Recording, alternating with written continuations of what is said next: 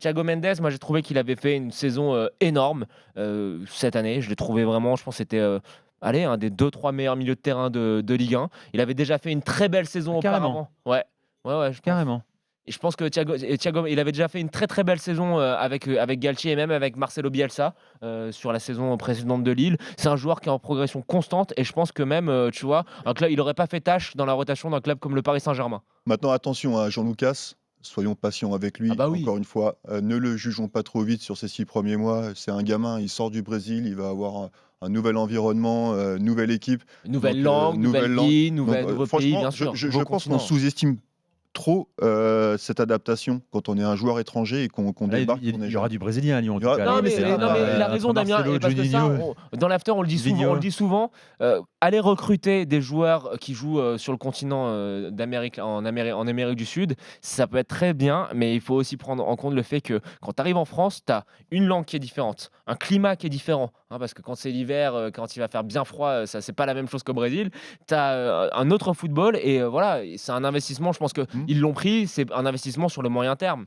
Et c'est ça que je trouve très intéressant dans ce double recrutement, Thiago Mendes et Jean-Lucas, c'est que tu as un joueur qui est là pour performer tout de suite et tu t'interdis pas non plus de faire des bonnes affaires pour préparer ton équipe sur les 4-5 ans à venir, chose que par exemple l'Olympique de Marseille n'a pas fait.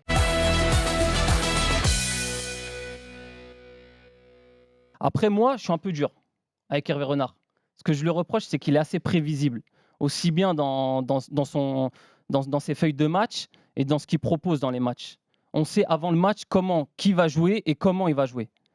Donc, mais sinon, pour le reste, tout parle pour lui. Là, on a commencé, on a fait 2 matchs de victoire et il nous qualifie pour la Coupe du Monde.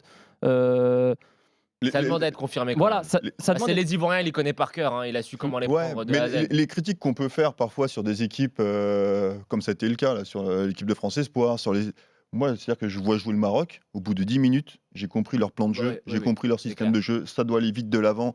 S'il n'y a pas 50 passes, 50 prévisible, mais au moins identifié. Oui, mais voilà. Non, au moins il y a de la personnalité. Il y a de la personnalité et il y a un projet de jeu. Et Ça, on ne peut pas lui reprocher. Non, moi, on va dire, je suis un peu dur avec lui sur les faits que je viens d'évoquer. Mais sinon, les faits parlent pour lui. On fait 2 matchs, 2 victoires et on bat la Côte d'Ivoire avec la manière.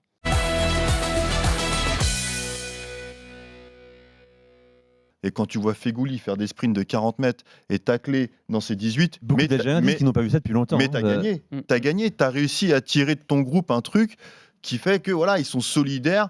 Et alors après, bien sûr, tactiquement, c'est cohérent. Tu as des coups de patte avec Mahrez qui est super performant, Fegouli. Bon. Et en plus de ça, voilà, c'est-à-dire qu'une fois, l'équipe qui est sur le terrain, pour moi, c'est la meilleure équipe. C'est pas l'équipe qui a les meilleurs joueurs, mais c'est l'équipe la plus cohérente et celle qui est capable de t'emmener loin.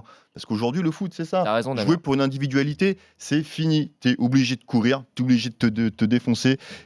Et c'est la vérité du foot d'aujourd'hui. Ils ont des bons petits joueurs, le petit Belaïli là, qui revient un peu de nulle part. Belaïli, c'est lui qui met entre guillemets sur le banc Brahimi. Et rappelez, son histoire, elle est quand même dingue. Il s'était fait suspendre 2 ans parce qu'il a été pris de la cocaïne. On pensait qu'il était perdu pour le foot. Là, il revient en sélection et je l'ai trouvé mais fabuleux.